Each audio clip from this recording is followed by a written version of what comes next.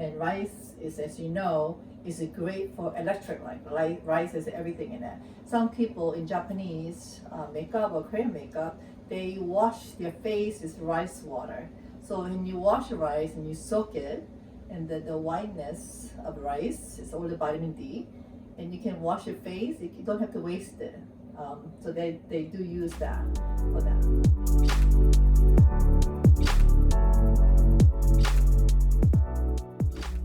Hi, hello again. I'm AeRhee, your pharmacist. We talk about compounding food. Last week I wasn't feeling well. When you're not feeling well, you are going back to your childhood and remember somebody who took care of you. I also remembering my grandmother. I remember when I was sick, my grandmother used to make pottage, which is like a juke. She would make all sort of a pottage using rice as a base. She used to make sometimes almond or peanut pottage, because my favorite is peanut, and mung beans, red beans, black sesame seed. She will do anything to entice my appetite so I can get some energy. And I really miss that. And I wonder if everybody's grandmother did that. And I doubt it. And I miss her so much, especially in your most vulnerable time. So today I wanted to share what my grandmother used to make me feel better. So let's talk about rejuvenating yourself, especially when you are under the weather, whatever the illness you had. If you couldn't eat for a couple of days and you're trying to go back into the solid food, I think it's very important to ease into your body. Sometimes we forget to take care of ourselves because we're so busy taking care of others. And I think it's very important. If you're not strong, you cannot take care of some people around you, your children, your husband, your family. For you to be good for them, you need to be good to yourself. So today, we are going to show you the simplest thing to make mung bean. Mung bean, I soaked yesterday to show you. They come like this, very small, and they are very inexpensive. And mung bean is used for detoxification, and it increases, when you are down, it increases your stamina just to get you up. And it is really good for GI digestive system. And whatever toxic, whatever chemicals you have in your body, especially if you have any medication on your body, it kind of takes a detoxification. It tonifies. But they come in different forms. They come already skin still there. And I like the flavor of it. Skin is also good too. And they also come in a peeled version of it, like that. And so I will sometime later use a peeled version to make a paste. And you can make a pancake with that. But right now we're gonna talk about the pottage, mung bean. So to do that, rice is always base of a pottage. And rice is, as you know, is great for electrolyte. Like rice has everything in it. Some people in Japanese makeup or Korean makeup, they wash their face with rice water. So when you wash rice and you soak it, and the whiteness of rice is all the vitamin D, and you can wash your face. You don't have to waste it. So they do use that for that.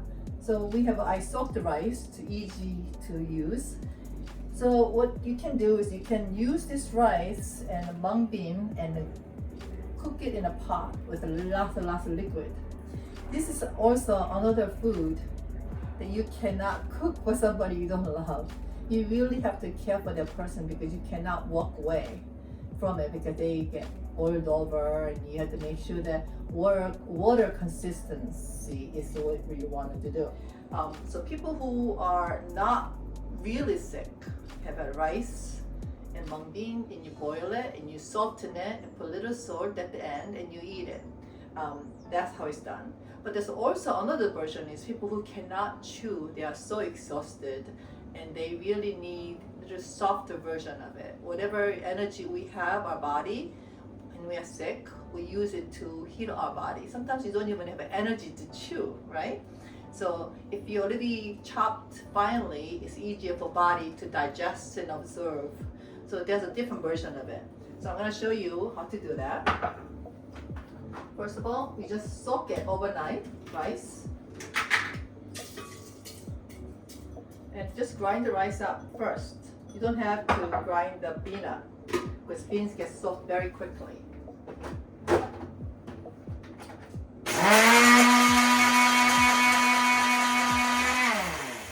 So we grind it up, and I pre-ground it already yesterday, and I poured into this jug.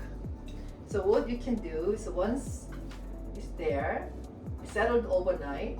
So the hard one, the rough version is settled down like this. But the thinner version might have stayed up because it's not settled in. So you can use a very thin broth, top rice water, to make the soup broth, pottage broth, or you can make the bottom one. You can just pour the water out like this. And use the bottom, which is much thicker, but yet is grinded up. So we are going to make the softer version today, and I'll show you what it can be done. To make the soft version, I might want to put a little water because they get burned so quickly. Tiny bit, just to wet the bottom, so when the rice water touches it, it doesn't burn quickly. So I'll put the beans here.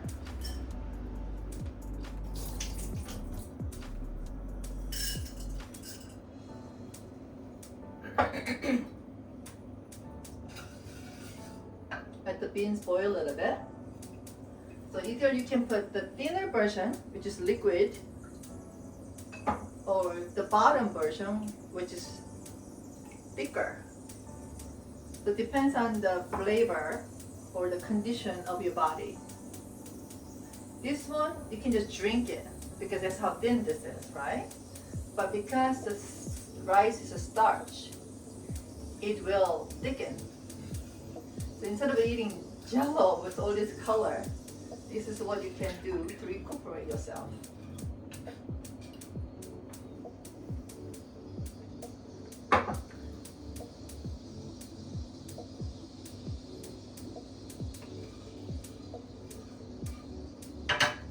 Let it boil a little bit, and I don't cover because they cook so fast because it's already in the liquid version.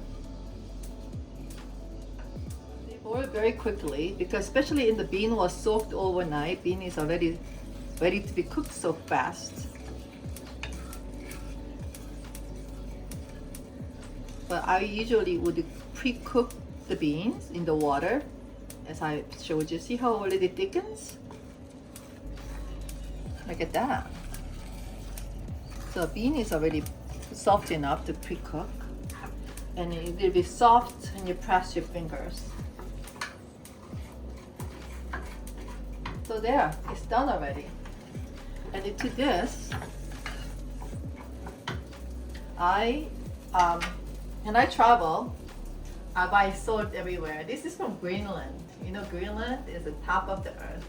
I love tasting this exotic salt from all different places we go visit instead of buying same kind of salt.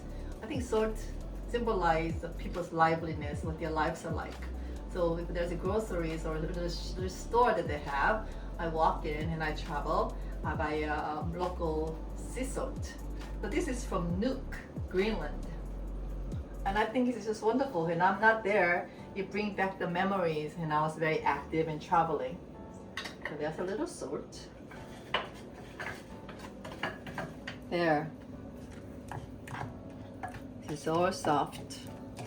Okay. This is what I'm going to serve today. So when we made a mung bean pottage, this is the finer version of it, the powder grinded one. What I also did was I made with rice without crushing it. So you can use the rice without crushing it. I soak the rice in mung bean, and you have to boil it, simmer it, and stir it constantly. So this is mung bean. It's very tender to touch. Smash it. So this is for, you can taste texture of it. And this one, you don't have to taste it, just eat it. I am going to serve this with radish casserole. Remember last time we were talking about the radish, how great radish is? It detoxifies it, it cleanses it. So one radish can do so much. I think we made a lot radish salad last time. You can make a raw salad, you can make a cooked almost vegetable. So today I made a salad casserole, and I'm going to show you later how to do it. So this is because it's such a plain flavor. I use a casserole, radish casserole, and it's very soft. You don't have to chew that much. So it's also cooling to the body. If you're sick for a while, your body is in heat, you know, a little dampy. So this will reduce the heat from your body, and then it soothes your stomach. It's a tender, soft. It's so delicious. Ta-da!